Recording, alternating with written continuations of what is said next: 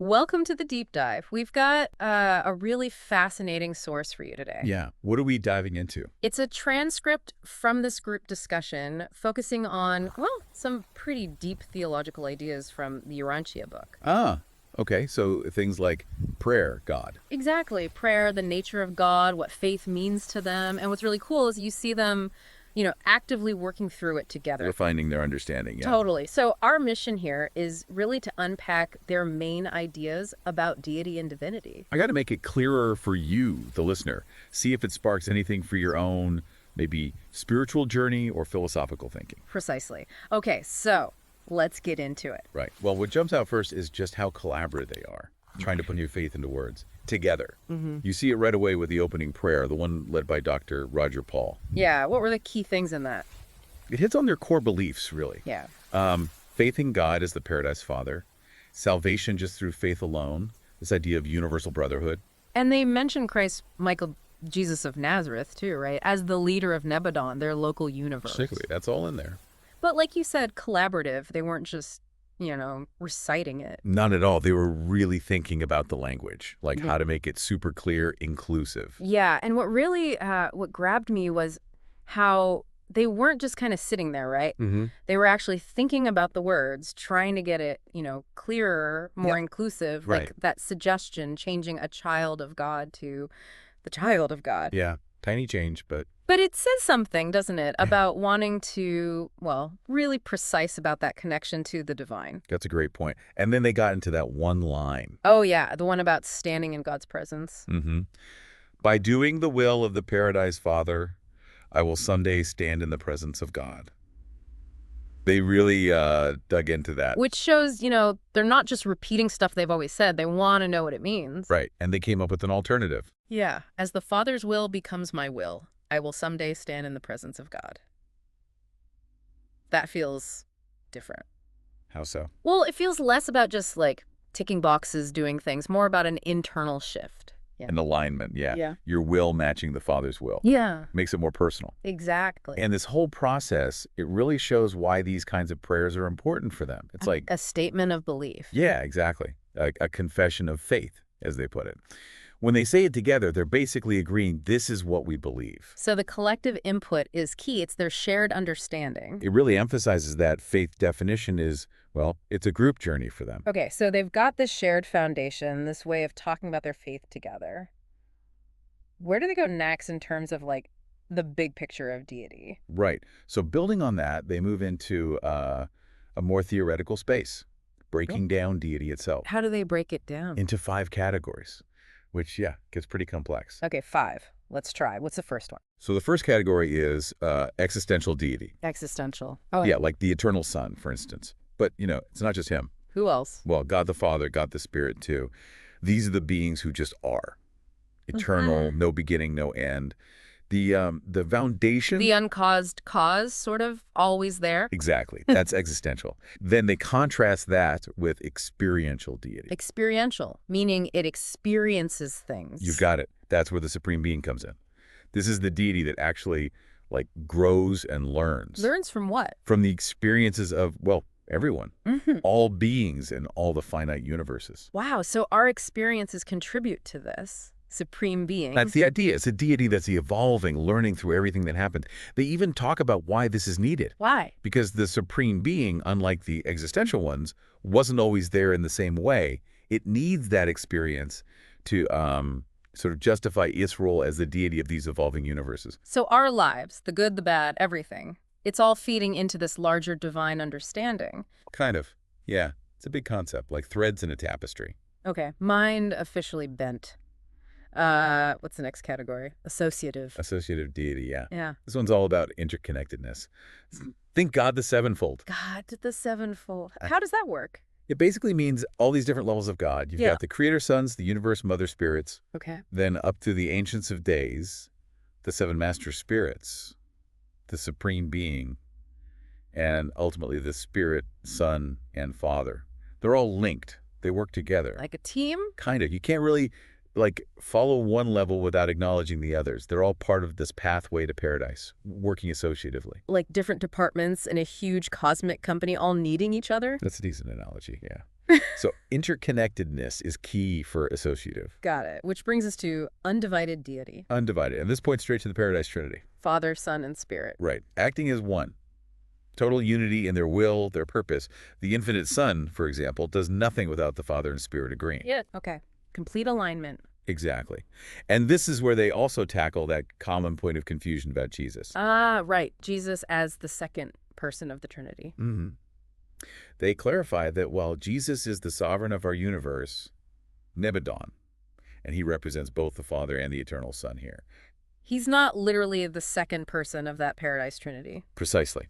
Not in the way people often think. And they explained why he didn't just, correct everyone back then. Yeah, basically the people at the time just didn't have the concepts to grasp it. The framework wasn't there for that level of detail. That makes sense. Limited understanding. And similarly, with the Holy Spirit, they explain it's not the third person of the Trinity either. So what is it in their view? It's more like a representation of the infinite spirit, but working through the local universe mother spirit. Okay. Wow. That's very specific. It really shows the depth of their framework. It does. It's like peeling layers off an onion, getting to a more, intricate understanding. Definitely. So we've got these different facets of deity. What about divinity itself? They make a distinction, right? They do. The discussion shifts to, okay, what is divinity? What are its qualities? What's their take? They present divinity as this unifying quality, the essence that coordinates deity. Oh. And they link it to the universal, absolute, ultimate reality. Okay. And then they talk about characteristics we can actually grasp. Exactly. Characteristics of divinity that we as creatures can comprehend. They put them in groups. Right. The first one was truth, beauty, and goodness. Mm-hmm. They see those as characterizing the revelation itself. Foundational principles. Like the bedrock qualities. Okay. Then you have love, mercy, and ministry. These are linked more to personality. Passer. They reflect the Father, Son, and Spirit, respectively. Think of them as the relational side of divinity, how it interacts. Love, mercy, ministry. Yeah. Relational. Got it. And the last group. Justice, power, and sovereignty. These are seen more on impersonal levels, necessary for the universe to actually function. And they connect these to beings like the Ancients of Days, the cosmic administrators. Yeah, and the creator sons, too. It's about the structure and operation of the cosmos. What's interesting is why they're always grouped like that. That's a key insight, isn't it? It stresses how interconnected these qualities are. Truth, beauty, goodness. They aren't separate things. They're tied together. Part of the same reality. Exactly. Same with love, mercy, ministry, inseparable aspects of divine personality and action. Yeah. You can't really have one without the others. Like facets of a diamond, each group gives us a different view of the whole. Nicely put, yeah. Okay, so this leads into another big area they discussed, levels of perfection and imperfection. This feels really important for figuring out, where we fit in. Absolutely crucial. They lay out these different states or levels of divinity, which are, you've got perfect divinity, that's paradise itself, absolute. The ultimate goal, maybe. And then there's imperfect divinity, that's us, the experiential levels, time and space, evolution, our neck of the woods. Right, characterized by growth, change, imperfection. Exactly. And then there's a third category, relative divinity. Relative, where does that fit? They describe it as sort of between perfect and imperfect. And the prime example they use is Havona. Havona, the central eternal universe. So it's not paradise perfect, but not imperfect like us. That's the idea. The beings native to Havona are perfect, but we show up ascending beings. Precisely. The presence of ascending, still evolving, imperfect beings like us, plus the ongoing experiential growth within Havona. It means it's not quite the absolute perfection of paradise. So Havona is perfect, but our being there makes it relative. In a sense, yeah. It contributes to a state that isn't unqualifiedly perfect. They even mentioned some kind of chart. Oh, yeah. What did that show? It apparently illustrates these different levels of perfection across various aspects, mapping them to different beings.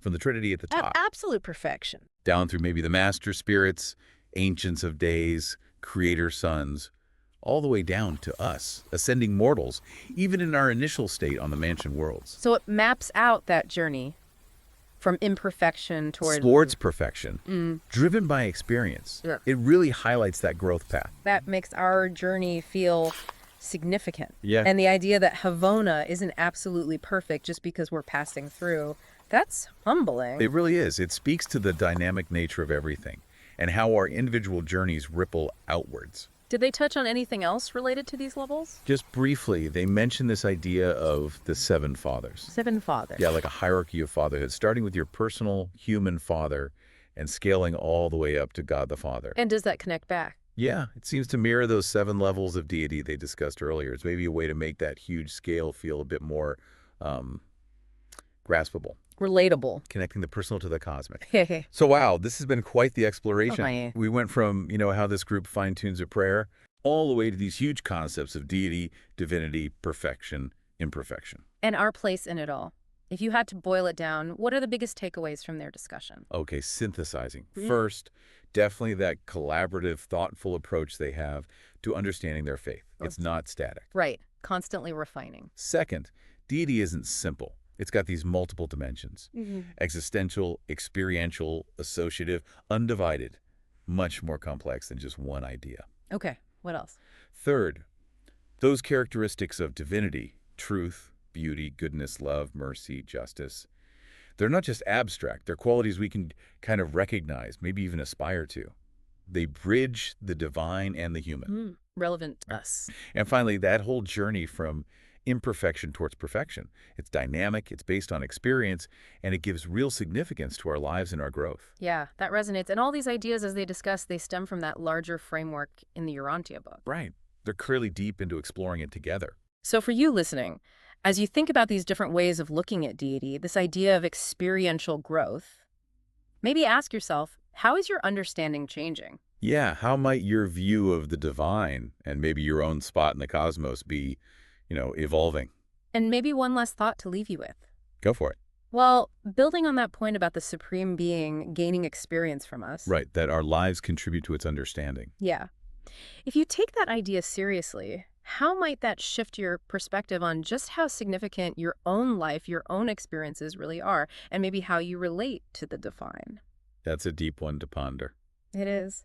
Well, thank you for joining us on this deep dive into some pretty complex, but hopefully fascinating spiritual ideas. I hope it gave you some food for thought, maybe sparked some new questions for your own exploration.